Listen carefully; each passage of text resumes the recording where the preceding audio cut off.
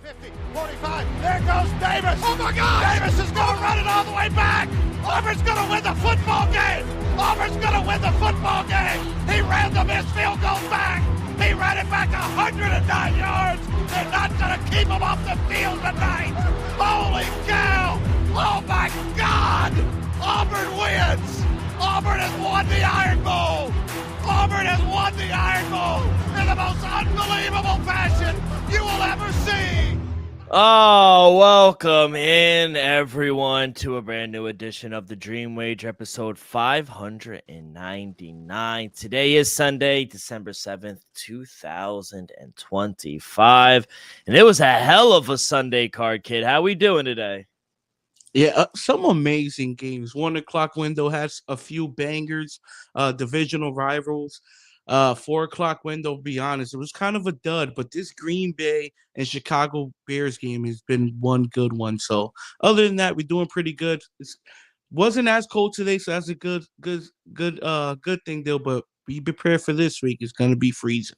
Yeah, I did hear that. It was funny that you were saying that. I was actually watching the news on one of my TV, not news. I was watching the Weather Channel on one of the news. It's going to be in like the teens tomorrow. And, you and I get up early, and Wednesday, snow. We'll see. They said that last week, and we didn't get any. So we'll see what happens there. But, yeah, we got a great episode. We'll recap Week 14 in the NFL. We'll talk about the reaction to the college playoff. You're lucky, kid. I'll tell you that. Alabama's lucky getting in. I didn't think they deserved it. Honestly, I see why they left Notre Dame out, but, resumes matter. Like, we'll talk about it. We'll talk about it, but we'll talk about the playoff seeding. We got Monday Night Football between the Chargers and the Eagles. We'll give you props and picks for that game coming tomorrow, and then we'll end in the association. Only 3 games on the slate for Monday, but kid, we will start in the 1 o'clock window, and we'll start in Atlanta, where I tweeted it out while they were playing. I am tired of watching Kirk Cousins. He is bad.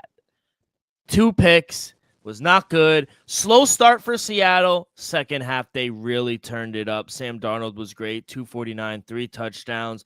They ran the hell out of the ball collectively with Zach Charbonnet. And Velus Jones actually had a pretty good game as well.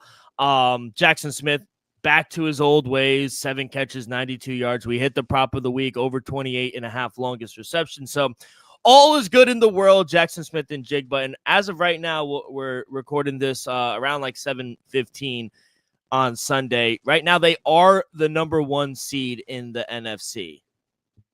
Yeah, currently. It started slow, but that defense finally got it rolling. Sammy D and JSN connection started growing. They're the Seattle Seahawks. Besides the first quarter, looked great today. With Atlanta, not for nothing, Kirk Cousins has been competitive. We got to at least respect that. I think he came in. He's been doing a pretty good job. But today, I think Seattle just showing everybody why they are Super Bowl contenders. Completely just demolishing the Atlanta Falcons on the road. Sammy D wasn't that great, but, 250, 3 tutties. He did throw the pick. The running game, to me, I expected it to be a little better. But, hey, Atlanta's defense is solid. JSN, another great game. He didn't get 100 yards, but he went over his mark with 92, 2 tutties. Just over. It was at 91.5. Yeah. So whoever got that hook, shout out you. Nice to see Rashid have a nice game as a 49 as a Seahawk. Cooper Kupp found the end zone. So great day overall from the offense. And once again, that defense, another turnover, another touchdown. I'm pretty sure they lead the NFL scoring defense. So shout out Seattle, another great performance. And then, like I said, Atlanta, I think Kirk Cousins has been doing okay of a job. Today was clearly his worst game since being named the starter. So it is what it is. Right now, you're just playing for a draft pick. So, hey, Atlanta, better luck next season. Yeah, Raheem Morris is probably going to get fired after this. I don't think Penix is good. I think the only 2 bright spots on the team is Bijan Robinson is legit and Drake London is a top 10 receiver when healthy. That's it. That's it. Kyle Pitts is up and down. He's been up and down his whole career. They really don't have. I like the two kids. I lied. I like the two kids they drafted, Jalen Walker and Pierce out of Tennessee. I like the two edge rushers that they drafted. Outside of that, they got a lot of holes, kid. And you know what team's happy about them continuing to lose? LA, the Rams, because they have their first round pick this year. And right now they are currently have a top 10 pick. They're sitting at number 9. So yeah, tough sailing for Atlanta. They can't even improve their roster because they don't even have a first round pick. So tough sledding here for Atlanta. Seahawks roll. That was one part of our teaser. I'll tell you this, kid. Your lock got home, backdoored it, but man, they were live all game. Plus 220. I was feeling very good about the dog deal for, I'm going to say 50 minutes, almost 50 minutes. I felt really good about it. And then Josh Allen turned into Josh Allen. No, I'm going to say Joe Burrow kind of let the game slip. It was back-to-back picks fucked them. Yeah. I'm going to say the pick 6 really fucked them. The tip drill, it happens, so I'm not really going to fault that one. But the pick 6, that was 150% on Joe Burrow. Come on, you got to do better than that. And to be honest, I'm questioning the play calling a little bit. It was first down. The ball's in Buffalo 30th. Why are you not running the ball? Why are you not handing it off the ball to Chase Brown? So it is what it is. I think Cincinnati screwed themselves out of possibly winning the division. Right now, the AFC North is a little shaky. They went into Buffalo and gave them everything they got. Joe Burrow, 4 passing touchdowns. I understand the 2 interceptions. Chase Brown got in there. T. Higgins, we got there with T. Higgins over prop. Yeah, 55 and a half was disrespectful. The man had 49 yards in the first half with a tutty. So finished the game just under 100 yards with 2 touchdowns. Jamar Chase really wasn't too impactful.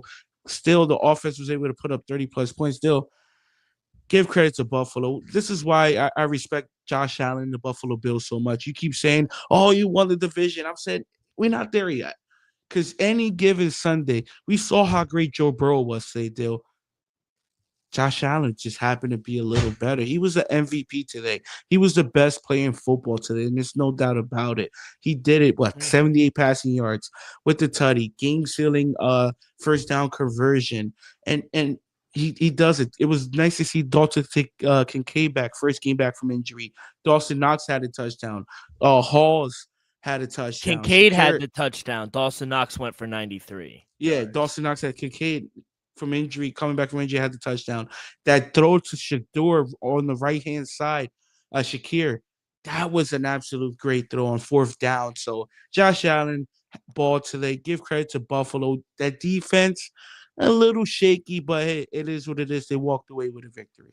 Yeah, it was a shootout, and Josh Allen was no doubt about it, the best player in football today. He started a little slow, but other than that, his QBR was 139. It was insane. He took 3 sacks, 3 touchdowns, 251. He had 78 yards. His longest was a 40-yard run. I think he clinched it with the 17-yarder to get the first down. Mm-hmm. It was insane. But I'm looking at, you guys won the division. It's minus 550. I understand, but if we lose next week, we lose to Baltimore. I highly doubt it happens, but it's a possibility, Dill. Who's favorite? Right, as of right now, the Bills are. Oh, minus 116. They are the favorite. But there's no way, even if, all right, hypothetically, even though I don't believe it, even if, let's just say, we're all talking hypothetical, say New England slips up, coming after a bye, which I doubt. Mike Vrabel's going to have the boys playing. Yeah. You still think you guys are going to lose the division? I don't. No. I don't think we will. But I'm not just lock sealing the division. When are you crowning yourself AFC East champions? This week, next weekend, if we beat Buffalo. That'll be it. We'll be 2-0 against them. So we got the tiebreaker. If we lose out, they lose one more game. We have the tiebreaker. We win the division. Please credit me. I'm on record for saying the Patriots are AFC champions for 3 weeks now. I was first to it. Yeah, I want that on record. That's it. I think when we beat Tampa, he was like, "Nah, they got it." Yeah, they got it. It's just, it is what it is at this point. But Yeah, it was a great and shout out you. Higgins over was too Disrespectful. easy. Yeah, he finished with 92 yards and 2 touchdowns. The last one to backdoor cover with the one arm was crazy. He hit him with the double move and they didn't even throw a flag on the ref. Open your eyes. The guy was held by one arm. Couldn't even get the and one.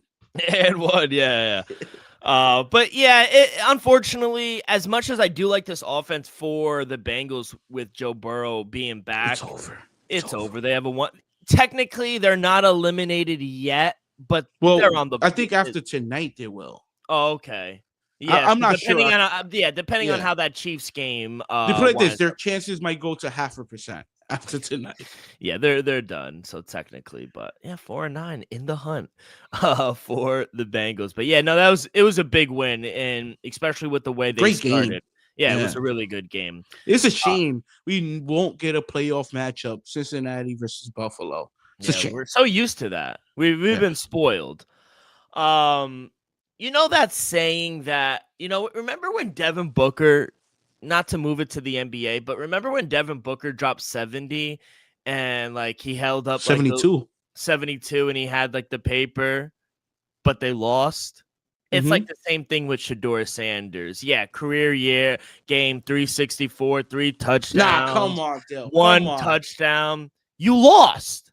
I understand you lost, but he had himself a game. Yeah, but you lost. It's like Devin Booker, you lost. Yeah, you dropped 72, but you lost. Who cares?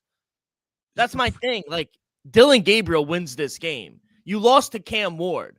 I don't want to hear I don't want to hear anything. No, he don't. Till Shedeur, first rookie this season to throw for 300 yards. He had 4 total touchdowns. He led his team in rushing. That's not good. We talk about that every week. That's not good. I know, but that indicates he had no rushing attack. He did still for a man making his 3rd career start. He had damn near 400 yards of offense himself. 4 total touchdowns. Is for a man making his 3rd career start? Isn't that not impressive? Yeah, he had a good game. I'm not doubting that. He had a good game. Okay, but you lost to the Tennessee Titans, arguably the worst team in the league. That's bad. I'm not denying that. They didn't even trust him enough to put him on the 2-point conversion. Why are you going for 2 at the first place? Why are you not kicking to the tie extra the game? points? To tie the game. You went back-to-back 2-point conversions. You could just kick the extra point the first time. You won't need to go for 2. Department. Because if they would have got the 2 points, then they would have been able to kick the field goal to win the game. They would have been. Yeah, but you could have just kicked the extra point and would have went into overtime. But then you would have had to go for 2 still to win the game. No, you would have went to overtime. If you went for 2 and you made it, do you understand? On the previous touchdown, they went for 2 for no reason. They just kicked the extra point. Then when they scored again, kicked the extra point. No need to ever go for 2. They want to win the game. They don't want to tie it. The analytics show that you go for it. I understand. And they took the ball out of what you say the best player on the field's hands. I didn't say that. Was he not the best player on the field? Honestly, I gotta go back and check, but he did have himself a great day. That's what people are saying. He did have a great day, Dale. He had almost 400 yards of total offense, single-handedly. And you lost. Dylan Gabriel wins that game. Dale, you cannot keep saying that. Dylan Gabriel never sniffed 300 yards. It doesn't matter. He wins game. He's won a game. Shedeur hasn't won a game. What are you talking about? I think Dylan Gabriel is better, and the coaches do too. Wow. Yeah. At the end of the day, it really doesn't matter because the Browns right now have the 4th overall pick. They're probably gonna draft another quarterback. Maybe, yeah. Maybe. Yeah, no, not maybe. They're gonna. They don't have the franchise guy. Some people will say what we saw today was a franchise quarterback. How? He lost.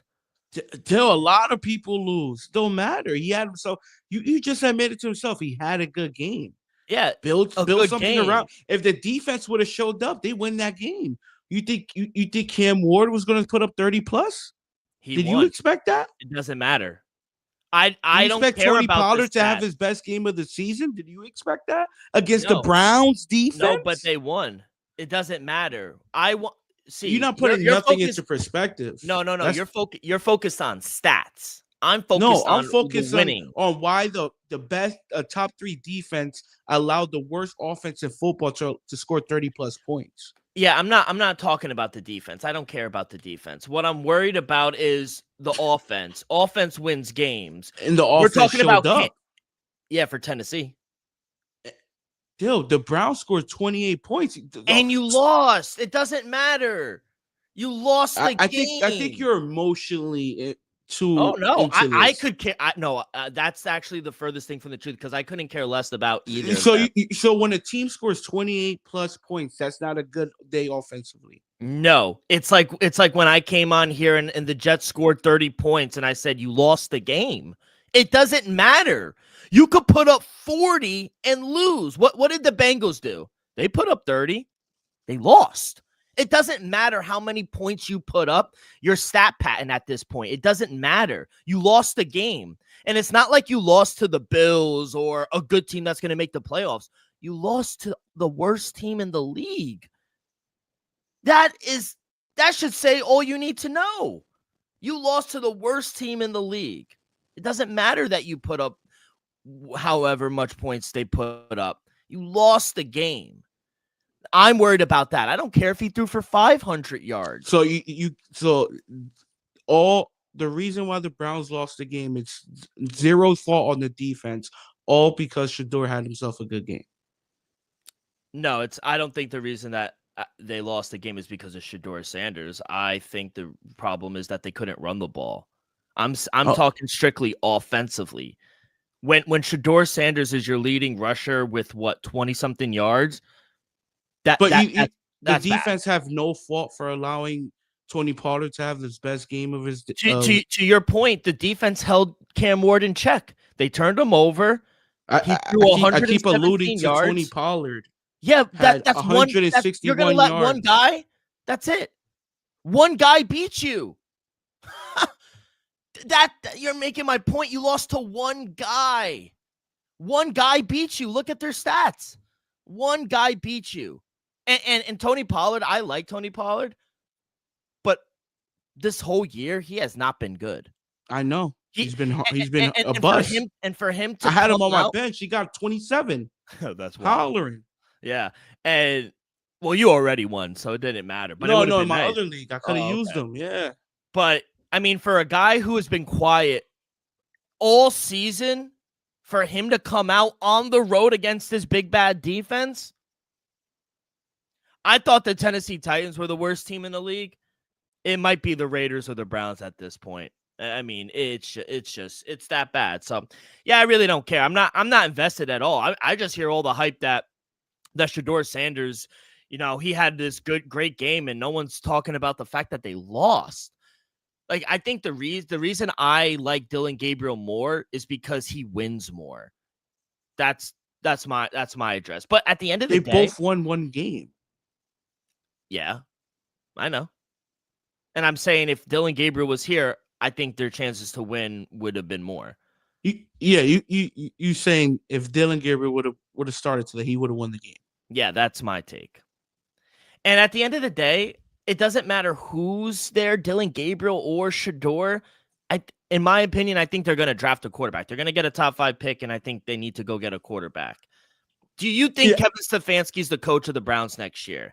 2-time coach of the year, mind you. See, that's a tough question right now, just because all this happened under you. I still can't get over the fact that you traded Joe Flacco in season to a divisional rival. To me, that's crazy. Yeah, Drafting 2 quarterbacks in the same draft within a round and a half from each other. To me, that wasn't on Kevin Stefanski, but it happened. Once again, not having an offense able to, put up any type of numbers. Once again, with another great defense, wasting a Myles Garrett, an historic season at that. So it got to fall on somebody's shoulders. Yes, Kevin Stefanski is a great coach, a good coach, but maybe it might just be a time. He may need to go somewhere new, you know. And Browns need to bring in something new. Do I think he should still have the job? Absolutely. But do I think the Browns might need a new face, new voice? Yeah, that could be true. Two things could be true. Yeah, we always say that. Two things definitely could be true. By the way, you were right. I'm just updating the standings. Denver does move into the number 1 seed. Yeah, now. that's what I'm trying to tell you. If Uh, Denver got to lose, I think uh, we're gonna lose one more game. I doubt, maybe possibly two. Tell me when Denver's wow. losing. Tell me Uh, when Denver's losing. let me look up their schedule real quick. Bro, they got an easy schedule. Let me see. Denver's They just played the Raiders today. So they play the Packers. That's a good game. At home, though. At home. Then they're at home against the Jaguars. That's a good game. That's a good game. Then they're on the road against the Chiefs on Christmas. Okay, we're live. And then they finish at home against the Chargers. Oh, yeah, we're winning the number 1 seed. Yeah. They're going to be 2-2 or 3-1. Or 1-3. Really? Who do you think? Who do you think's going to beat them? I think they lose to the Packers. They could lose to the Chargers. They could lose to the Packers. They could lose to the Chiefs. Would I bet on it to lose to all three? No. I say there's a 25% chance they win one out of 4 games. Yes. Yeah, see, like I think they lose to the Packers. I think the Packers are really good. The game just went final. They win by a touchdown. For my teaser. Oh, your teaser hits. God. Your teaser hits, but the 6.5 does it, which is crazy. Crazy. Yeah, I just realized they were live the whole game. That's why I said take the teaser now. But it's crazy because I think they lose to the Packers. Packers are a good team, especially their defense. I think they beat the Chargers. That's 1-1. It's in LA or is that Denver? It's in LA. in Denver. Yeah. And I think Chargers they lose to the Jaguars. We're going to talk about the Jaguars. Jaguars are playing good. Let's talk about the Jaguars right now. Yeah, let's talk about them. I mean, what did I tell you? The stat is the stat. 15 now. No. Daniel Jones did get hurt, though. He wasn't doing anything anyway. Don't get me wrong. I don't think it might have changed the outcome, but Daniel Jones did get hurt in the first half. It is something. Give credit to Jacksonville. I think Jacksonville proved they're a playoff team today. They looked. I understand Danny Jones went out with the injury, but still 36 points scored. Trevor Lawrence wasn't, flat out amazing, but he was good. Again, no turnovers. What we always talked about. If he doesn't turn over the ball, Jaguars are most likely going to win the game. The running game wasn't great, but it was pretty good. Travis Etienne, 74 yards on the ground, 2 tutties. Brian Thomas Jr., he wasn't amazing, but he was pretty damn good. 87 yards. Jacoby Myers, honestly, been finished straight in. I like Brandon Strange. Not for that. Tim Patrick, he was the former Bronco. He looked pretty good today. He had 78 yards with the tutty. Offensively, Jacksonville looking like a good playoff team. Defensively, not for nothing, Riley Leonard, he looked okay. He was able to move the ball. He was a little mobile as well. Jonathan Taylor, he had himself a decent game. Not for nothing. Ever sooner the moment Daniel Jones went down, the game was honestly over. But they had some life. They fought, late scoring touchdown. But the story really was how well Jacksonville looked overall, though. Got to give you credit. I don't know if the stat was the stat, but Jacksonville was clearly the better team today, and it wasn't even close. Give a lot of credit to Cohen and the Jacksonville Jaguars. Burying the lead. That is 2 weeks in a row I've hit my lock. Boy is getting hot now. I mean, 14-1 going into today. It's 15-1 in Jacksonville. Indianapolis was never going to win this game. Daniel Jones didn't look good from the start. Early interception. The defense is flying around. And Trevor Lawrence, you mentioned it, is not turning the ball over. And if you're not turning the ball over, this defense is going to keep you in every game, especially at home. Liam Cohen is doing a hell of a job in Jacksonville right now. Travis Etienne had a great game. Finally, it was nice to see Brian Thomas Jr. have a good game as well. I just really think this defense for Indianapolis is hurting. But honestly, I'm rooting for them to lose out. if I'm being honest, because, and by the way, if they lose out and we lose our win total by a game, I'm going to be sick because we got under 7.5 and they have 8 wins right now. That's neither here nor there, but like no top corner in Sauce Gardner, hurt. No DeForest Buckner, best interior guy on that defense. That is really hurting this defense. And you see it. They're gashing them up the middle, and then they could throw on them as well. Alex Pierce had a pretty good game, but that's not going to do anything. And again, what did I say on our power rankings in Indianapolis? I'm sorry, but a little teaser. You are out of the top 10. Indianapolis, if they don't have Jonathan Taylor rushing for 100 yards, they are not going to win the game. And they were just playing catch up from the beginning.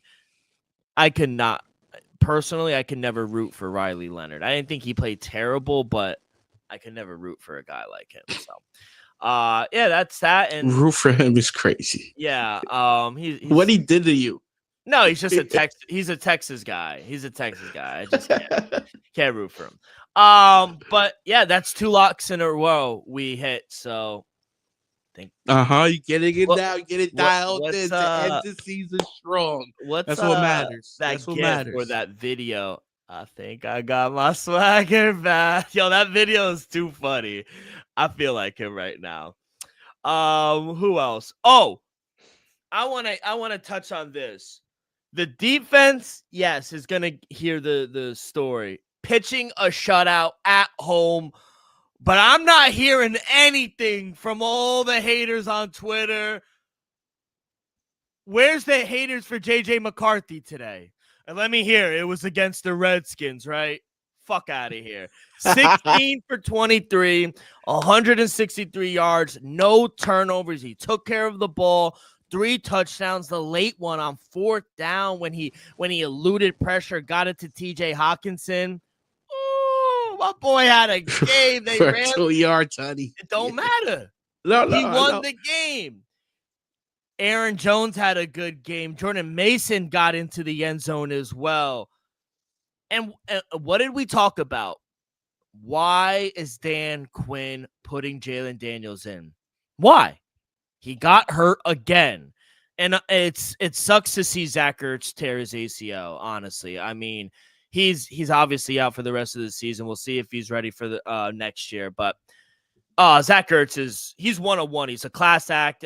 Everything you hear around the league, he's a really good guy. Plays the game the right way. It sucks to see him go down with the torn ACL, but this Washington team is really bad. And I guess my question, not that I thought they were gonna win, but my thing is, why even put Jaden Daniels in harm's way again? This is your franchise. That I can't answer. The only thing I can honestly say is if he wanted to play, why not let him play, Dill? If he's 100% healthy, why not let him play? That's my thing. If he was still, dealing with some type of injury, still soreness or swelling, something like that, okay, you no need to play. But if you're 100%, he wants to play, let him go out there. And not for nothing, it clearly wasn't the right decision. Offense came out flat. Should have just let Mariota start the game because the offense last week looked pretty damn good against the Denver defense. Give credit to Brian Flores pitching a shutout. Aaron Jones, Jordan Mason, like you said, they ran the ball well. 162 on the ground as a team collectively. Jordan Allison, Naylor, Hawkinson with the touchdown, Oliver with the 2 tutties. Now for now, Justin Jefferson, it's been a tough couple of weeks for my boy Justin Jefferson. Brandon Aubrey has more fantasy points than him. Still, but I think last week he only had two catches as well for, I think, less than 20 yards. This game, 2 catches for 11 yards. So whoever got him in fantasy and is about to get in the playoffs, don't panic, but be a little nervous. But got to give credit to JJ Dill. Definitely had his best game of his career thus far. 16 for 23, 163, 3 tutties, no turnovers, which is key. He did take 4 sacks, but that's okay. As long as he fumbled the ball, that's all that really matters. So give credit to the Minnesota Vikings. JJ, he looked good. He looked good. He looked promising, and that's something you can build on. Will you? No. What am I gonna say? Something about JJ McCarthy. No, he's not. He's not. No, I'm not gonna say that. Will you give him an apology? No. Still, Emotional. he threw for 163 yards. Do you want me to bring up this comparison to Jamarcus Russell or no? Who would you rather? No, No. that's Do blasphemy. you want me to? That's Okay. blasphemy. Would you rather have JJ McCarthy or Shedeur Sanders? If you say the wrong thing, I might boot you right now. There's no wrong answer, Dill. JJ's by far the better quarterback, and I don't even put that on Twitter right now. Yeah. Put it. No. I want you to put that on your Twitter. I'm gonna do a poll. How you can vote? Yeah. Make a poll. Yeah, Shedeur or JJ McCarthy. I will bet you money Shedeur wins, and I'm not even voting on it. No, I want you to vote. No, I'm not. I don't need to. Because you know the answer. Yeah, and you're gonna find out the answer. You're gonna be like, damn, what do everybody see that I don't? Oh, So you do think Shedeur Sanders is better than JJ McCarthy? From what I've seen at the NFL level, yes. Wow. Yeah. What does he do? What does he do better? If just enlighten me, because obviously I don't see it. I feel like he's a little breaks down the defense a little quicker. I feel like he goes to his second option a little quicker. And I think they both hold the ball a little too much. I think Shedeur holds the ball a little longer than JJ. But from a man that's making his third career start, I think put it this: compare the first three career starts to each other. Who has better numbers? I'm gonna say Shedeur Sanders. See, I think that's where we differ. You're stuck on numbers. I'm stuck on results. He has more wins, so he could put up more. JJ has what, 2 wins? No, 3. 3. All right, tell me who has the better team, Dylan. The Minnesota Vikings. The Vikings. With it. Okay. Yeah, but who has a better offensive line? The Browns. Okay, but who's the better overall team? That matters. All right, the Vikings, but who has a better offensive line? That is strictly on the quarterback. That protection, which is why you said he gave up. Which running game was better today? Oh, the Vikings. So whose offensive line was better today? They played the Commanders. They played the Titans. Exactly, and you couldn't run the ball. It says a lot. They couldn't run the ball. JJ got the best wide receiver in football. He had 160 yards rushing today. Give Shedeur 160 yards rushing. Give Shedeur JJ Justin Jefferson. He wouldn't do anything with him. He can't read him. I bet you JJ would have had more than 2 catches, 11 yards. I doubt it. Not in that cold weather. Dude, all I'm gonna say is after the show, check your Twitter. You'll be. I'm gonna get a live update when we're. Did you post it already? Yeah, I posted it with a poll with their 2 names. Okay, yes. Thank you. Yeah. And would you accept the results after this? After we check, those are my. Let's see. Those are my 1,789 followers. Whoever votes. Those are their opinions. Now, I will bring it back to the people, and I will bring it back to the show. I will accept the results. Okay. But it doesn't change your mind, which I can respect. Yeah. No. I just want you to understand that 1,089, majority of those people think Shedeur is better. That's all. Yeah. That's all. That's all. We'll see. And I think he's better. Yeah. Can I be wrong? 2 years from now? Absolutely. I think as of right now. Yeah. 2 years from now, I think that's when we will know, right? Who's still a starter in this league, who's still in the league. Exactly. Well, yeah. Thank you. No, if Shedeur. If JJ. But we're just going to agree to disagree. That's okay. That's fine. I just can't wait till you read the results. I do too. So we'll wait in about 40 minutes. Oh my God! If I knew, let's talk about your Jets. Yeah, I'm getting to it. All right, cool. If I knew Brady Cook was coming in, I wouldn't have taken the Jets. And I'm not even. Yes, Tyrod didn't start the game well. He threw the early pick. He didn't look good. He pulled his groin. He was actually cleared to come back, but They said no. No need. Yeah. Honestly, the defense played well.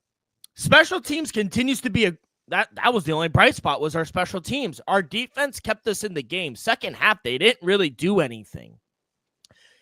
It was just the first 3 possessions of the game. They scored 21 points, and the game was over at that point. Yeah. So, when the defense needed to show up, though, they couldn't. No. I mean, when the defense settled in, there were plenty of opportunities for the Jets to make they could have turned the ball over.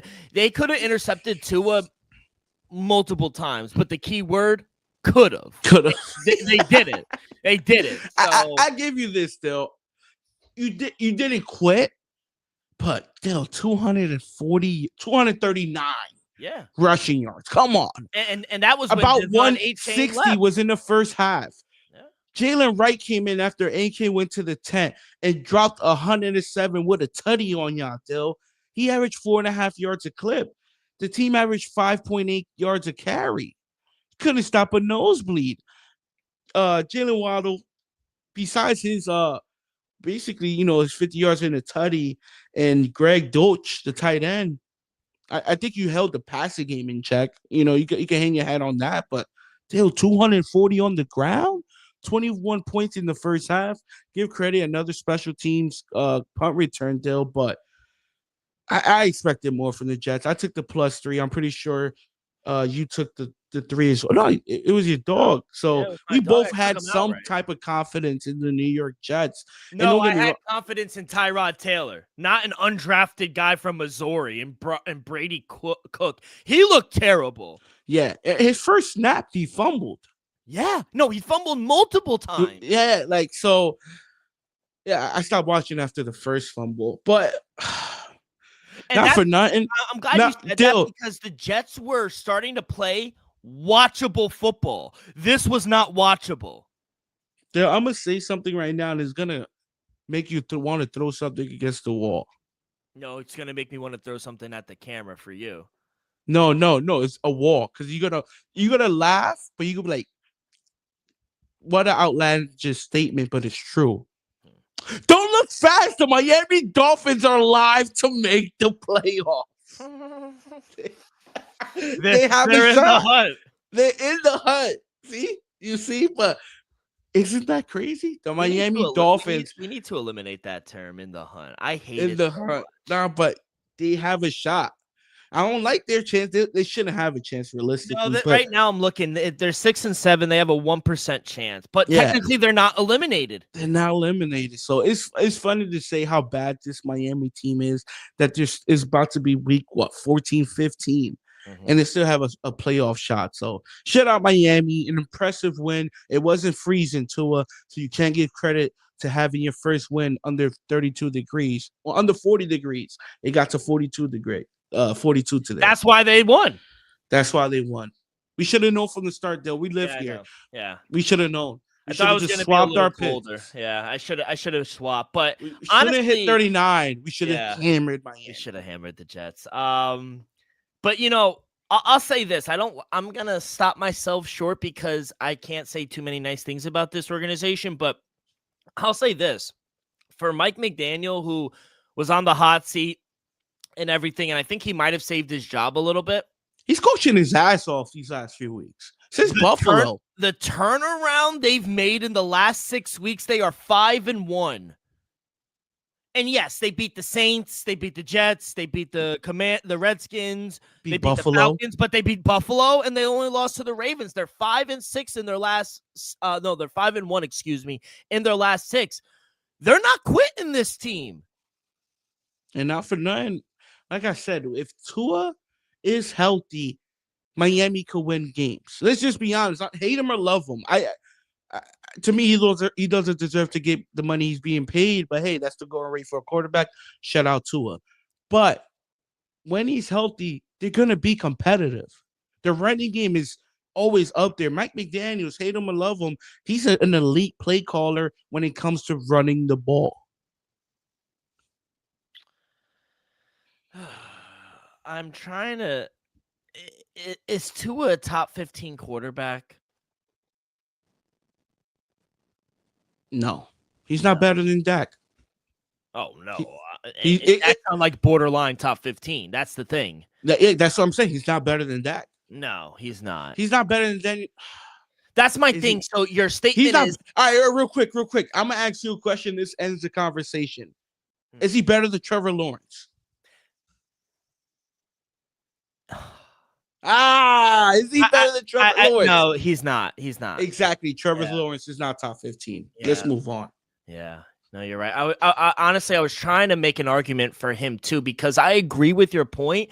If he doesn't turn the ball over and they could run the ball successfully like they did today, they're gonna be live in some games. We saw it against Buffalo. Yeah. Like the defense is above average. It's decent. It's not like a bottom 10 defense. You know who sold? Fucking the Bucks. And Carolina's tied with them. They fucking sold on us, man. I put a teaser, not my official one, but I put a teaser for they sold. And shout out Tyler Shuck, man.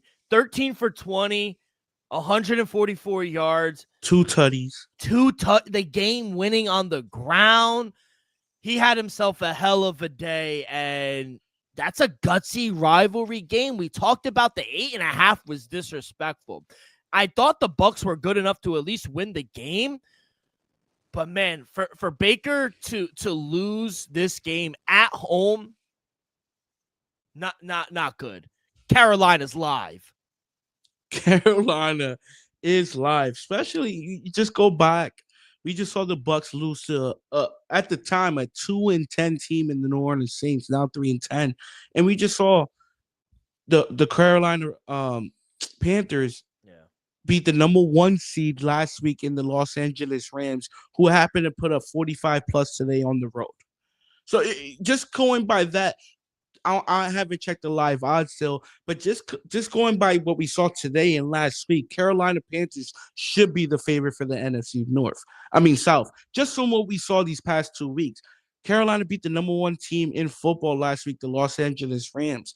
We just saw the Bucks lose to a 2-10 team and a rookie quarterback in the New Orleans Saints at home in the rain. Everything was in your favor and you lost the game. So it's a bad look for Baker. I'm not gonna lie. I'm a big Baker fan, but you gotta beat Tyler Shuck. No disrespect. Not just beat Tyler Shuck. I'll play Tyler Shuck. Tyler Shuck outplayed you. 3 for 20. Tyler Shuck. Baker 14 for 30. Yeah. Tyler Shuck 144 yards. Baker 122 yards. You both played in the same condition. How you're not able to outgun a rookie quarterback, Baker? To me, this slowly falls on your shoulders. I think Todd Bowles could have called a better game defensively as well. But hey, give credit to New Orleans. Shout out Kellen Moore. Out there calling game-winning plays. Tough divisional battle. I told you on the pod, take the plus 8.5. 8.5 is just too much. But hey, Dill, I think this is a brutal wake-up call for the Tampa Bay Bucks. Hopefully, Mike Evans is able to return. Yeah, I think Jalen McMillan and Mike Evans are going to return next week. They need them. Yeah, we saw Bucky Irving return back-to-back weeks with a touchdown, so that's a bright spot. But right now, Baker Mayfield hasn't looked great since that halftime eve a couple of weeks ago. He has to get back. Maybe not back to that MVP form we saw the first couple of weeks of the season, but at least something similar to that deal. Hopefully the Bucks are all right. I still like the Bucks personally, but it's hard to deny that the Carolina Panthers should be the favorite for the South. Right now to win the South, Buccaneers minus 330, Carolina plus 260. I got to look at remaining schedules, but yeah, if I like Carolina's schedule, I might take that plus 260. Yeah, let me see real quick. Carolina Panthers. And they're coming off a bye week. So off the bye week. So they're playing the Saints next week. They should winnable game. Winnable, but who knows?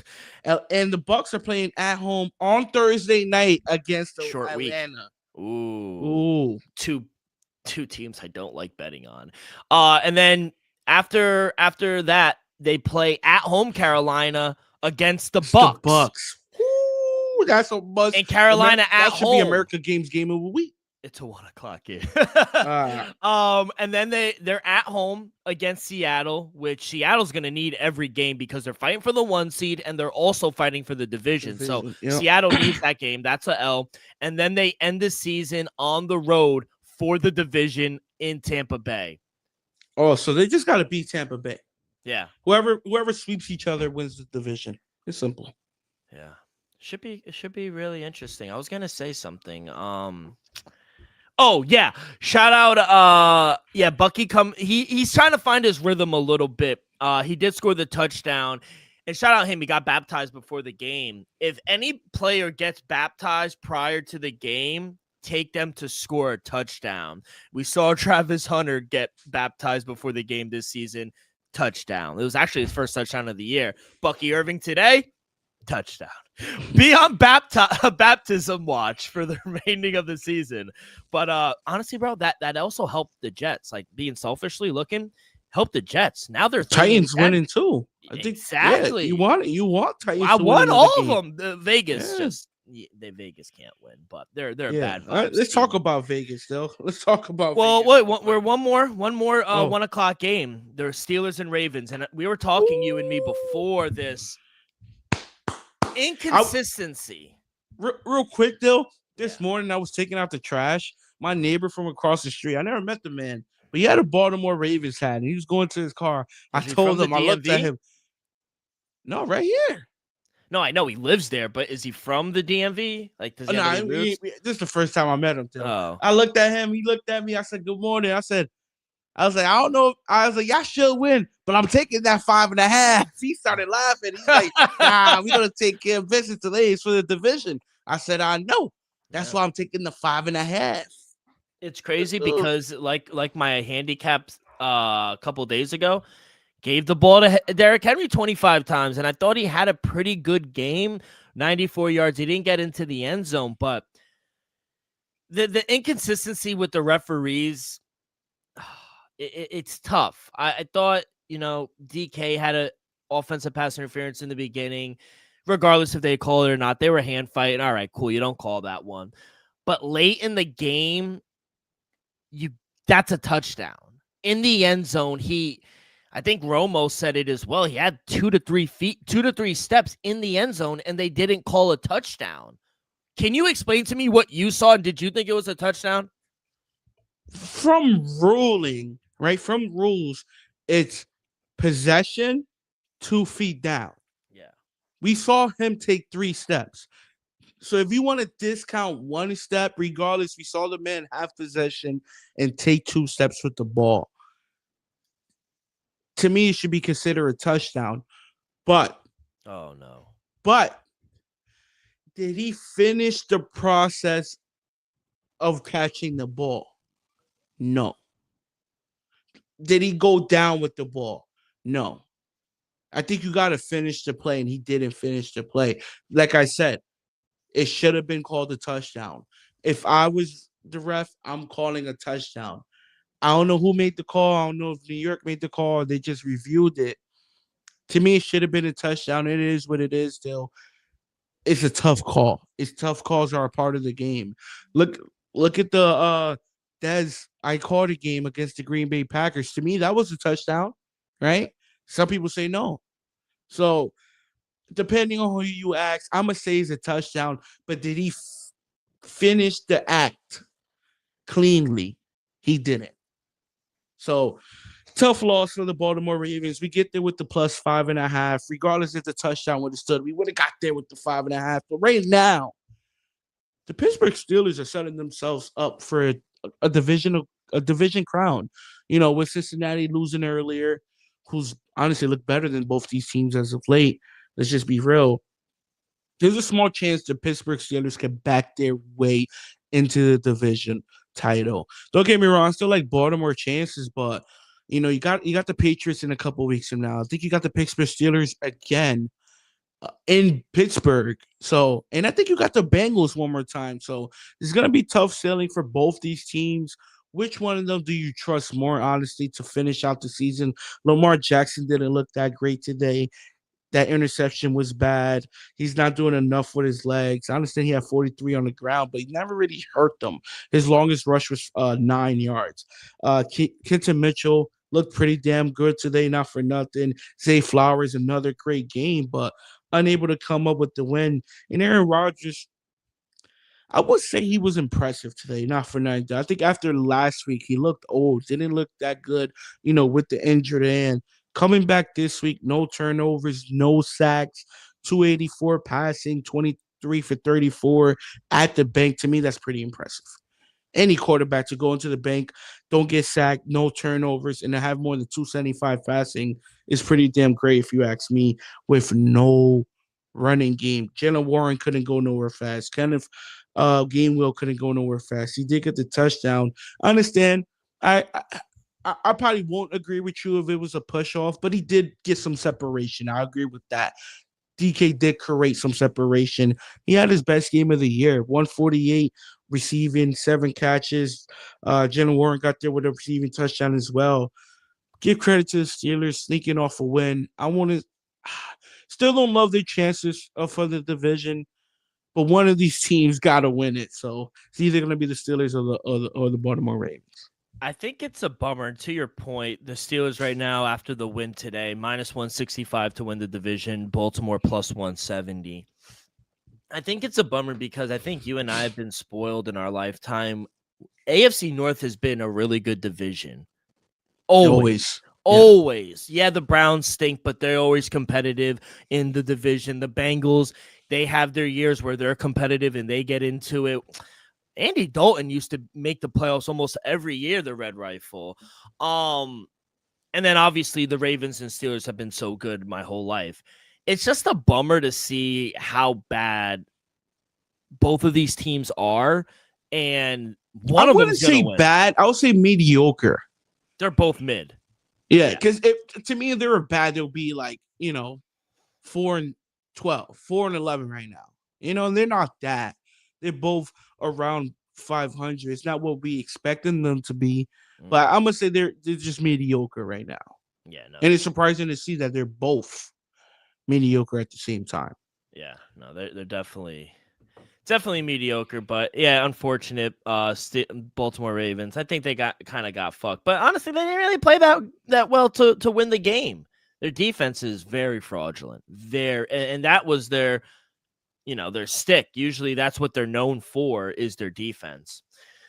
Let's go to the 4:00 window 3 games to talk about. We'll start with Denver. They ended it first. Number 1 seed. They just keep on winning. We got there with the 7.5. Wow. Back door. Yep.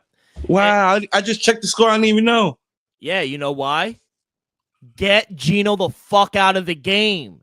Kenny Pickett came in and lit him up.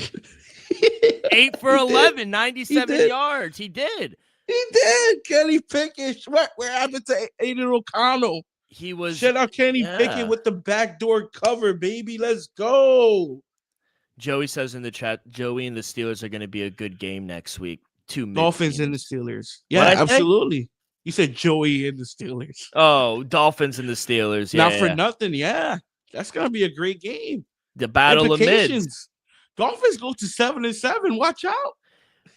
Let me ask you now. Obviously, the Raiders are one of the worst teams in the league. Are the Raiders regretting drafting Ashon Gentry? I'm gonna say no, but drafting him 6 overall, yes. Would they be regretting him if he was like the 27th overall pick? I'm gonna say no. Drafting him 6 overall. Absolutely, especially if you see some of these players that were drafted mid-round having such productive seasons, So I'm gonna say they regret taking him 6 overall, but not regret taking him at all. Yeah, obviously they're dealing with some injuries up on the offensive line, and he's just not doing good. Like, he's getting contact, and I feel bad for the guy because he's getting contact in the backfield before he could even get to the line of scrimmage, but. Brock Bowers continues to have a good season, 4 catches, 46 yards, and a touchdown. I thought it was a great game from RJ Harvey. 6 catches. He also had 75 yards rushing. He had a touchdown as well. This was probably one of his best games as a pro, obviously, but they continue to win. Bo Nix, efficient, but no turnovers and no touchdowns as well. He had the rushing touchdown, but nothing through the air. Does that surprise you? Are you worried about Bo Nix or no? Nah, not really. I think Bo Nix is just doing Bo Nix things. He wins the game. Didn't cover, but he wins in Las Vegas still. I understand, but 31 for 38, I'll take that. Mm-hmm. 212, I'll take that. You only got sacked 3 times. That's decent. Like you said, RG Harvey had one of his better games of his rookie year. He caught one as well. No, he didn't catch one. He ended up rushing it in. But overall, we know what the Raiders are. Not that impressive. If the Broncos would have won this game, let's just say like the way the Rams did, like 45 to something, I would be like, okay, this is the Denver team we've been wanting to see. Great win. A win is a win, but was it impressive? Are we impressed by the Denver Broncos? I'm gonna say no.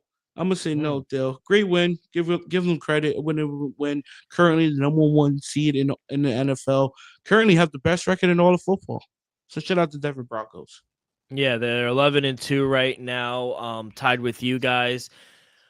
One question: you guys are tied right now. Can you take your bias cap off? Mm-hmm. Who is I'll keep.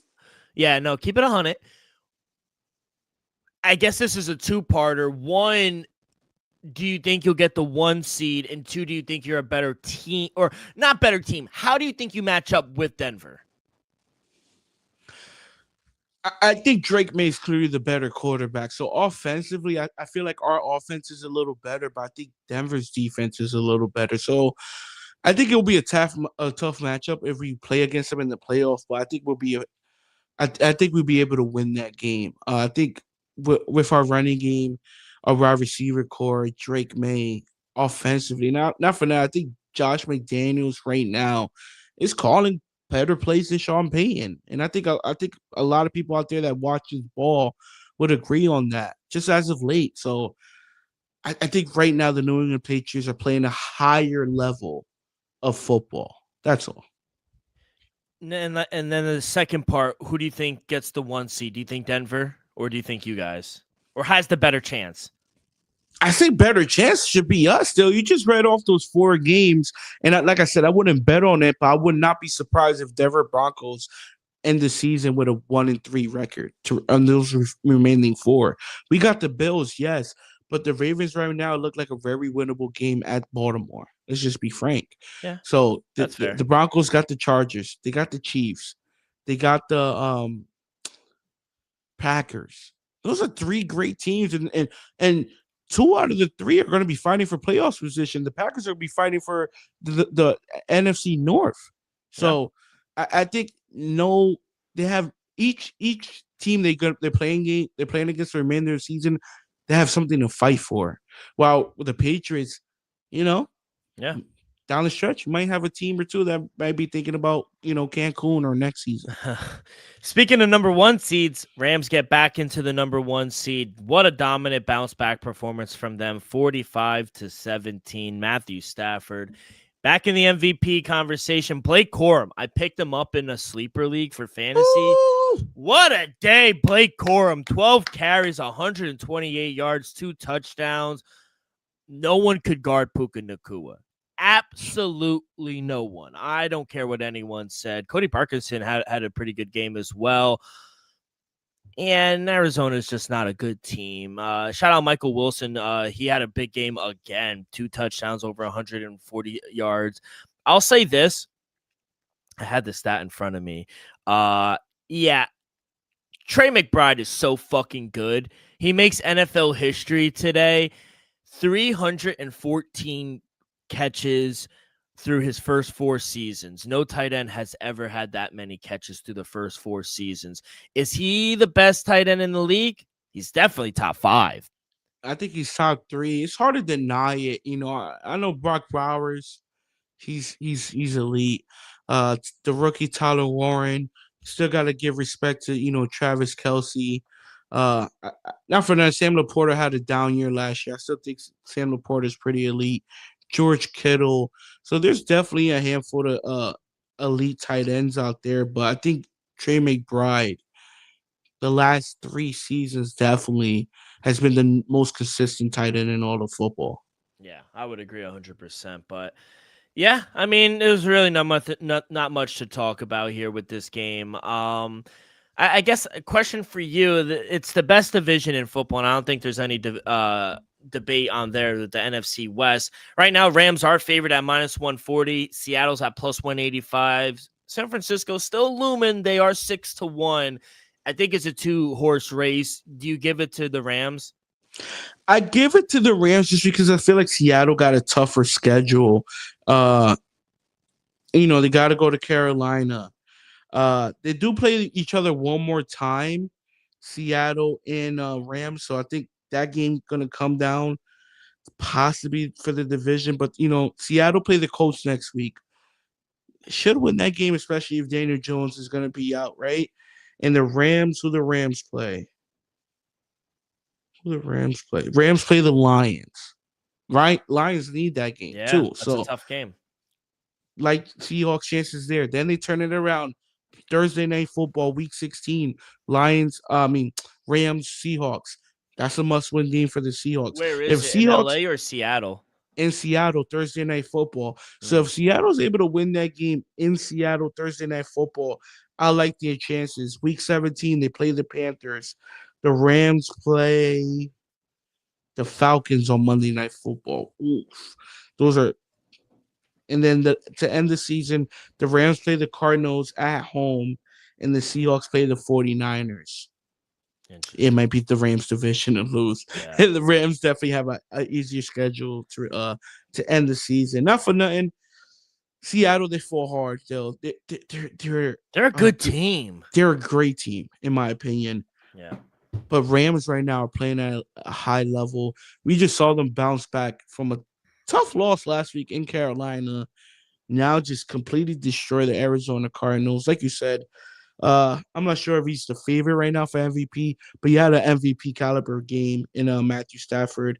Puka Nacua looked good. I understand Devontae Adams, he didn't find the end zone, but he's been having such a great season thus far. Blake Corum, Kernan Williams both had a touchdown. Corum had 2 touchdowns. Puka, phenomenal day by Puka Nacua. So this Rams team is for real. And if I had to bet them, I think looking from the schedule, unless Seattle's able to take care of business, week 16, Thursday night football, I think it's the Rams win the division. And we might see 3 teams from the NFC West make the playoffs. Yeah, I hope we do. It's such a good division. And to your point, Matthew Stafford did take the lead, -160 for MVP, +200 for Drake May. Let's go game of the week. Last game on the recap. Packers take over the division right now. What a win. They win 28-21 at home. Slow start for both teams. Green Bay picks it up. I'm not a really big Jordan Love fan. Played pretty good. It's hard to pick outside of the one pick where I just don't think he saw who was it? I think it was CJ Gardner-Johnson. I don't think he saw him. Outside of that pick, he had himself a hell of a day.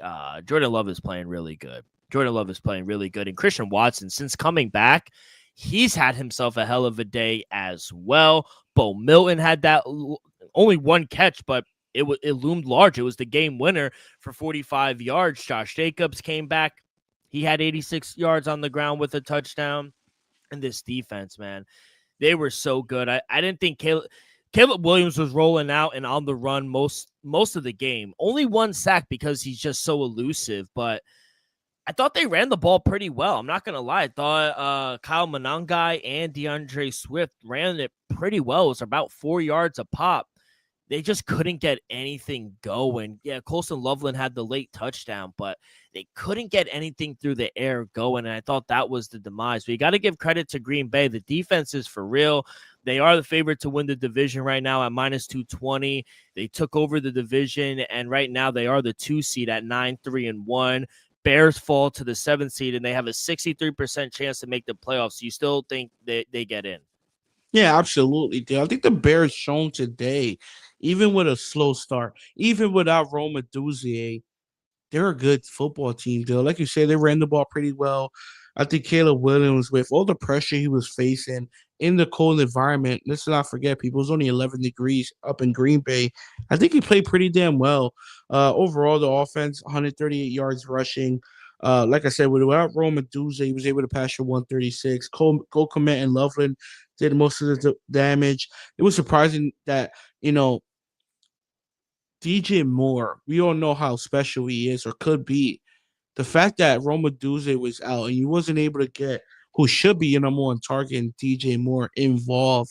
To me, if you was able to get DJ Moore more involved offensively, you probably win this game, Dill. I think that's maybe if they got him involved early on instead of having a slow start, DJ Moore is able to bring some life up. So give credit to Green Bay. The defense was playing at a high level, and not for nothing, Dill.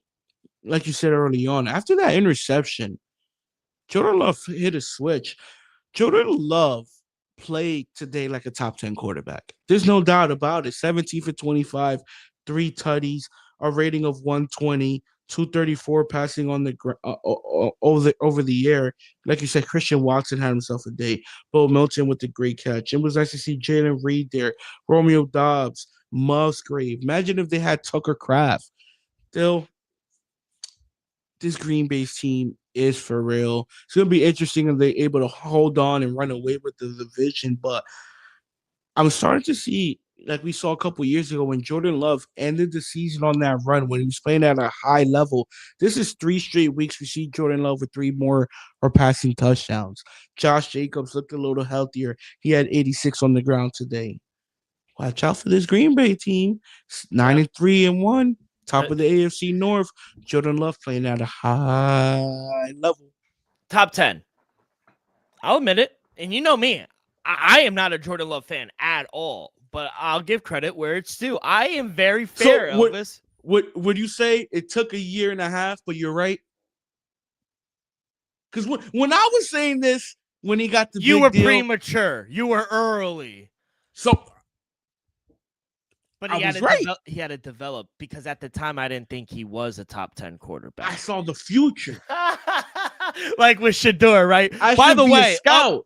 Update.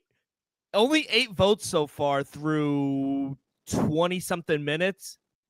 4-4. It's deadlocked at 50. It's deadlocked. Vote, listeners. I need everyone to comment vote right now. Logically, not emotional. Sanders or JJ McCarthy, who's better? I need y'all to comment right now, or go to Dylan Rockford's Twitter. Go to my Twitter, go in the chat and vote there. If you say it in the chat, we're locked in at 4-4. Come on, Dill. Come on. If you vote, no, I'll count it as a vote if you say it in the chat. Yeah. We got the comment section right there. We'll see it. We'll see it. Yeah. So overall, kid, I thought it was a very profitable day. We hit the lock. Jets, well, we won't talk about it, but the prop hits and the teaser hits. So 3-1, we're up. I'm just happy I hit the teaser. I almost swept the board. Cincinnati should have hit the lock, the dog of the day. But we got there with the lock. Surprisingly, still 3 in a row teasers. Yeah. Finally, your boy's cooking with the teasers. Yeah.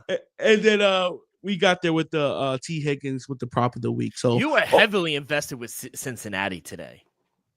Heavily invested. And not for nothing. It paid out.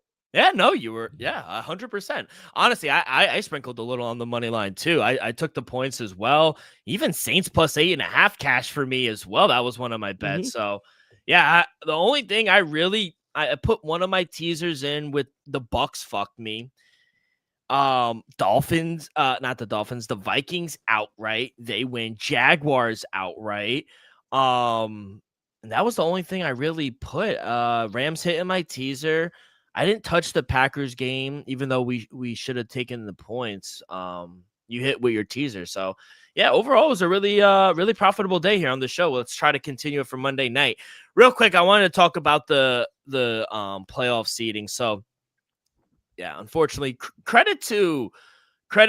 I'll be the first ones to admit, credit Indiana. Kirk Cignetti is the guy. I mean, what he's done and turned it around for Indiana, I'll give him credit. It was a hell of a turnaround, and they got outcoached. Plain and simple. They got out coached. They drove down both times and they get no points. Our field goal shanks the field goal down with 20 something yards left. But I'll say this. Everyone's mad about Notre Dame not getting in. I'm glad they didn't, if I'm being honest, because the resume was weak. But Miami, I think getting in and not winning your conference, by the way, shout out Duke. The Dukies win outright and they don't get in, which is a travesty. But Miami getting in and representing the ACC with no conference championship is a travesty in my thing. They don't have a better resume than BYU. Big 12 is a better conference than the ACC, and BYU has only lost to one team this year, and it was Texas Tech twice. They had one loss prior to the title game, and Miami had 2 losses. And BYU has 5 true road wins when Miami not leaving the state of Florida until the month of November. Like, resumes matter. So, and you know what? A lot of people are like, hey, Tulane and JMU, yeah, cool. Like, they're in. But to your point, they're going to get blown out. Like, they're good, but are they good enough to hang with the big dogs? That's my question. Oregon is a 20-point favorite against JMU. What are we doing here? What are we doing? That's what I'm trying to tell you, Dill. Don't get me wrong. I love the 12 playoff seedings, but some of these games, don't get me wrong, Notre Dame, kind of happy they didn't get in. I would say sorry, but not sorry. I don't think you're a top 12 team. I don't think you'll be that competitive. Yeah, maybe you'll get higher ratings, but I don't think you're that good of a team. I think they would have got blown out depending on the matchup. So some of these matchups are weak. Round 1, you could say. I hope some are good. Rematch Alabama, Oklahoma. Yeah, like I hope some are good. That game should be good. It shouldn't be a blowout or one-sided. But some of these other games still, yeah, not good. Not good. Are you surprised the committee is as rigged as it is? Because you guys shouldn't be in. You guys are lucky. I told you this. What did I say on the last pod? I said if Alabama loses, should it still be in? He said, yeah, of course they're gonna be in. And I was like, how? Because it's rigged. Don't get me wrong. If it was Alabama or Notre Dame, I think Alabama is the better team they should be in. So it depends who was the team. If Alabama's clearly the better team, they deserve to be in. Yeah. But is there other schools with better records? BYU and Vandy. That's when we go deeper. Yeah, I know. And to be honest, I think that's out of our pay grade. Yeah, no, it's definitely out of our pay grade. Are you shocked that after Notre Dame didn't get into the playoffs, they actually elected not to be in a bowl game and said, "Fuck it, we're not competing anymore." A lot of people don't like that. They're like, "Oh, what are you, a crybaby now?" Surprisingly, I don't blame them. I don't blame Notre Dame for not being in a bowl game at this point and saying, "Fuck it, we're not playing. If we're not playing for a championship, we're not playing." I'm gonna be honest, because that's crazy. It's a break of tradition. To me, it lacks respect for one, the bowl game. Yeah. And two, what kind of leadership or role does this play moving forward? Like, are other teams gonna be like, "Oh, we didn't get in, so we're not gonna participate"? 100%. That's what it is. That's a bad look. You should lead by example. Bowl game. I'm thinking the future like you. Bowl games are going to be eliminated soon.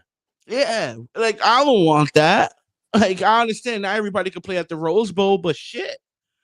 So to me, it's just a bad look for the Fighting Irish at the end of the day. To me, it's just a bad look. It's a weak move. I agree, but I don't blame them. That's no, I blame them. Oh, I know. You're setting a bad example for the future of your sport.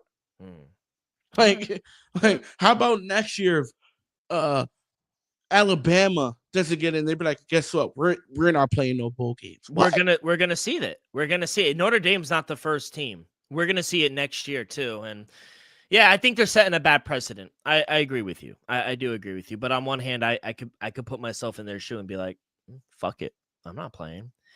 All right, kid. By the way, line has moved. Chiefs are now 4.5. You're still taking the points with the Texans? Yeah, I'm taking the 4.5 with the Houston Texans. Come on now. All right, you're locked and loaded. All right. Let's get to these picks. But before we do that, a quick word from our sponsor. We're brought to you each and every episode by Viva Tequila Seltzer, the most refreshing hard seltzer on the market, hands down. There's no wonder why Viva was voted #1 hard seltzer in the world by the San Francisco World Spirit Competition with only 88 calories, 0 carbs, 0 sugar, and a light 4.5 ABV. Viva is the perfect drink for your post-game celebration, as it was created with that active lifestyle in mind. We flavored tequila seltzer because flavor is the spice of life, and we like our drinks to just a kick, just like how we like our lives, whether it's Huckleberry playing around a golf with the boys or an elderberry watching Monday Night Football. It doesn't matter. Our favorites pair perfectly with that Artisanal Blanco tequila for that subtle and refreshing drink. I believe here at the Dream Wager and at Viva is to live long, live well, and live it up. All right, okay, let's get to it. Monday Night Football, and we are headed to LA, where the Chargers are hosting the Philadelphia Eagles. Eagles short favorites on the road, -1.5, -134 on the money line, +114 for the Chargers. Total is at 41.5. You know what I would really like to see? I would really like to see Jalen Hurts run the ball more. You know, maybe some RPO plays. I feel like this offense should be able to move the ball against the Chargers here on Monday night. But why I really like the Eagles here is I just think the defense and Vic Fangio is going to come out here and make a stand. Like last week on Black Friday was a bad look. You know, that defensive line versus a banged up LA offensive line, I just don't think is a good matchup. Yes, Jalen Carter is not going to be there, but they still got dudes on that defensive line. And Justin Herbert's going to play. He had surgery. And I just think Vic Fangio is he's going to dice him up, and he's going to drop some plays to get a lot of pressure on Justin Herbert and make him beat him. And if he does, you got to tip your cap to him. But I just don't see the Eagles losing 3 in a row here. I really don't. I think they are the better team. They just got to figure some things out. Kid, one more time, I'm going to back the Eagles. I'll lay the 1.5. If you don't want to lay it, I think the money line's a fair play as well. But I'm going to back Philly one more time. It's a tough backing right now. But I'm with you, Dill. Give me the Philadelphia Eagles. I'm going to take the money line. -130 on the money line here on the road against the Los Angeles Chargers. As of right now, Justin Herbert is questionable with the hand injury. We're going to see if he's able to go. I think he's going to give it a go. But it's just tough to see this Phillies team lose 3 straight. Like you said, we just saw the Chicago Bears on Black Friday run over 200 yards. I think 250. Rushing on the ground in Philadelphia. I think Saquon is due to have a better game. A.J. Brown, who's been balling as of late, I think they're due for a win. It's tough to see this Eagles team. Even though they've been struggling offensively, defensively, I understand no Jalen Carter. I like their chances.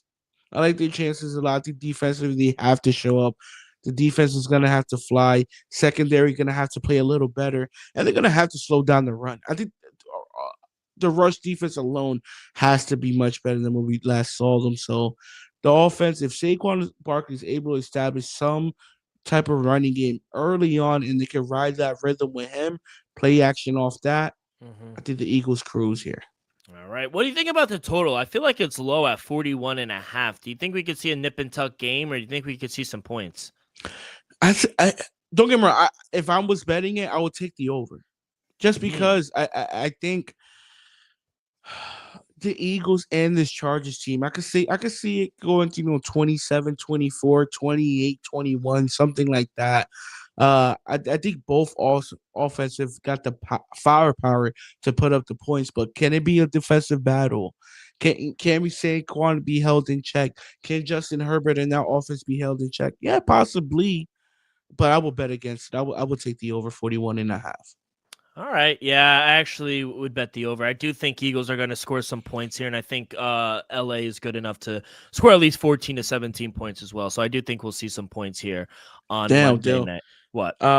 Real quick, I just want to say, we got some breaking news. What? Daniel Jones, Yeah, he's out. I know. I he will saw. be out for the remainder of the year. He just had surgery. Oh, he will undergo surgery on his torn Achilles. Damn. Did not. It's a shame, Dale, because Daniel Jones honestly was about to, at the bare minimum, get $100 million contract, right? At the bare minimum, He's get still going to get paid. Someone's going to pay him.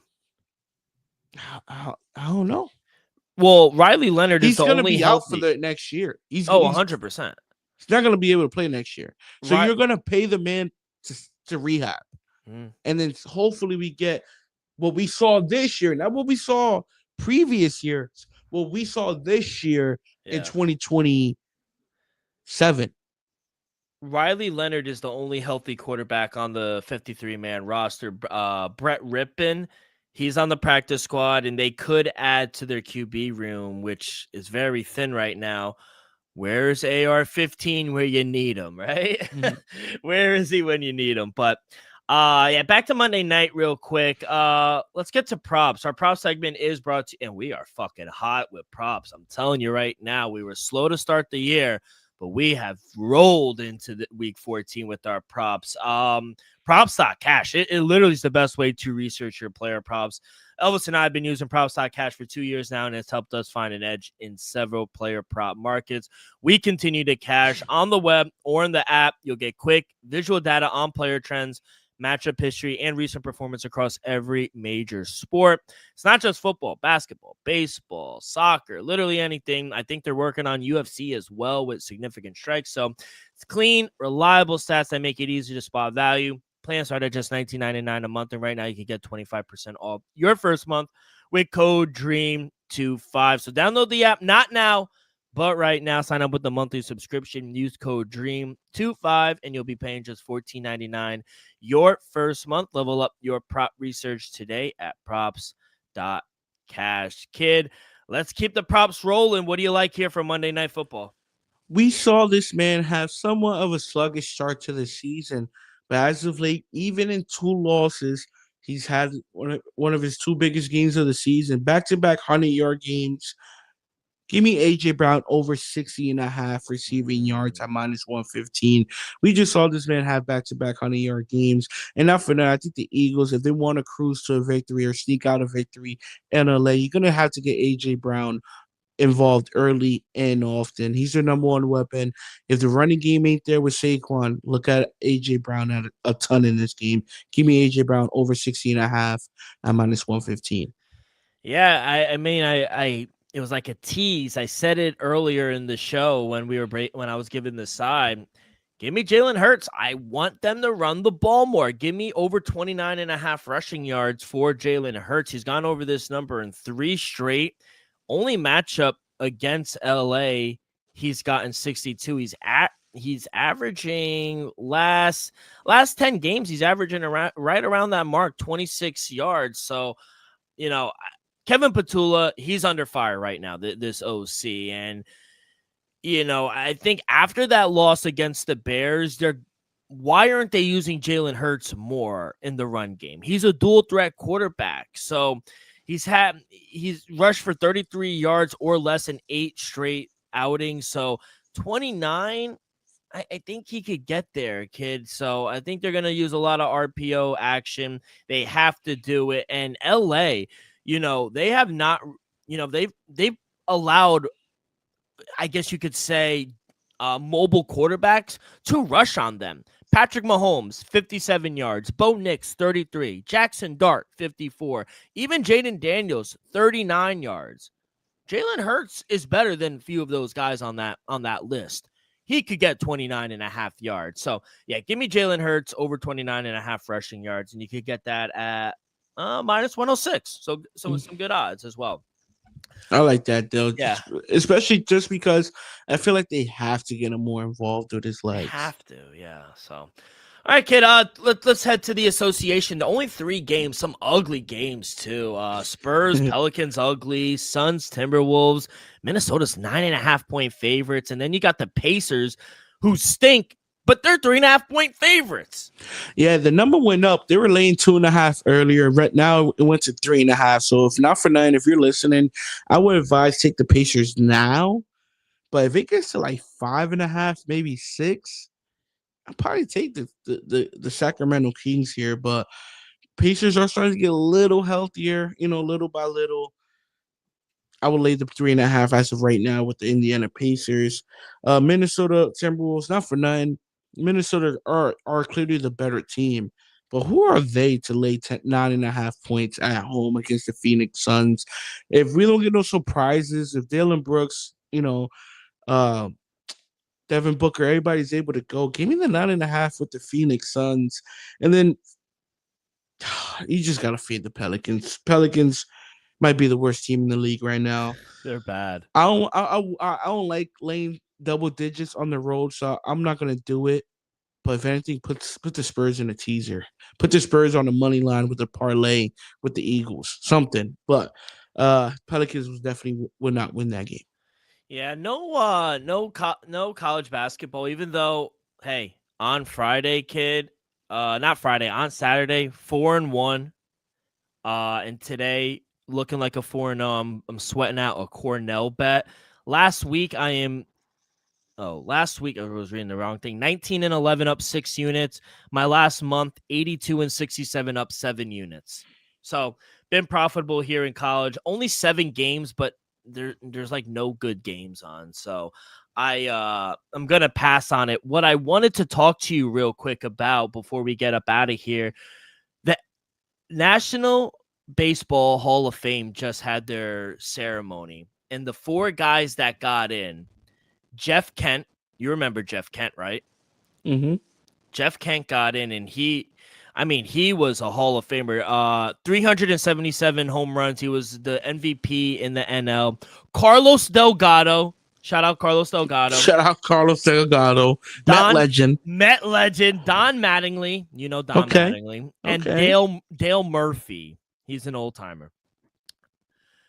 4 guys that did not get in: Barry Bonds, Roger Clemens, Gary Sheffield, and Fernando Vasquez.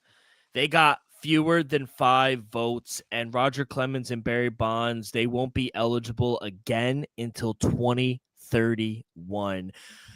I'll say this real quick and we could get out of here. I think it's a damn shame that these writers have this much power. I think the Hall of Fame, you have to tell the story of baseball, right? That's just my opinion. And I think you can't tell the story of baseball without Barry Bonds and without Roger Clemens. So for them to be out of the Hall of Fame just because they use performance enhancer, I think it's a damn shame. How long are you going to punish these guys until they get in? When is enough enough? There's no doubt Barry Bonds is the greatest hitter of all time. I understand we're enjoying watching Shohei Ohtani play right now, but Barry Bonds arguably might be the greatest player of all time, right? Roger Clemens, hate him or love him, Red Sox, Yankees, whatever. He was, if not one of the most controversial pitchers in the early 2000s. Hate him or love him, Roger Clemens was that. Like Dylan said, you cannot tell the story of baseball. You cannot tell the story of 90s and 2000s baseball without those 2 guys. Arguably the best player, pitcher, and hitter at that era, in that time. It's insane. So, to me, it's a shame they're not Hall of Famers. Do I understand why they're not? Absolutely. But do they deserve to be Hall of Famers? Yes. 100. So, yeah. Let men vote them in, because I don't know what's good with these journalists, these media people. They have too much understand power. They have too much power. I understand. Don't make them a first ballot, second ballot, but they are Hall of Famers. They are the greatest in the game, not just recently, of all time. Yeah. And I just want to read you Roger Clemens, MVP of the league, 7-time Cy Young, 2-time Triple Crown, 11-time All-Star. He's a 2-time world champion. 7-time he led the league in lowest ERA. He had the ERA title. He was the All-Star Game MVP, and he was the Major League Player of the Year. Career ERA 3.12. Wow. I mean, what are we? You know what it is now? Now I don't take the MLB Hall of Fame seriously. That's what it's coming down to, for me at least. But shout out to all the guys that did get in. But for Barry Bonds and Roger Clemens, man, I feel for you. Gary Sheffield, I understand. No disrespect to Gary Sheffield, but kid, that's gonna do it. Any last words before we get up out of here? Nah, Dale, let's go Eagles. Surprised I'm saying that. Wow. And hopefully next week the Broncos lose to the Patriots. Take care of business against the Buffalo, and we can run away with the number 1 seed. Well, we will find out. We'll see you guys on Wednesday. Enjoy the game and good luck on your bets. Peace.